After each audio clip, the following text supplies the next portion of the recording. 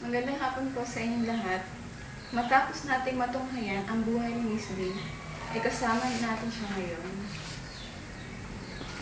Salamat. Miss D, kumusta naman ang iyong pakiramdam? Masaya. Masayang-masaya at saka napakagaan ang aking pakiramdam. Then, ano po ba ang mga bilin sa inyo ng mga doktor? Una, pagdating sa aking sarili, yung proper hygiene.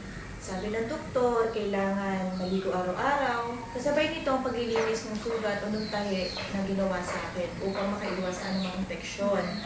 Pagdating po sa pagkain, kahit anong pagkain pwede kong kainin basta may sapat na nutrisyon at ang tubig ay makainom ako ng 8 hanggang 10 paso sa isang araw. Kailangan ko rin ng sapat na pahinga at upang malumbalik ang aking lakas. At yun lang naman po. So, ano namang magandang mensahe sa ating mga manonood? Para po sa ating mga manonood, hindi po lahat ng sakit ay mayroong mga sintomas gaya ng aking karanasan. Kaya dapat madalas po tayo magpatingin sa ating mga doktor upang maagapan kung meron mang makitang mga sakit sa ating sarili. Para sa mga manonood, napakahalaga ang ating kalusugan.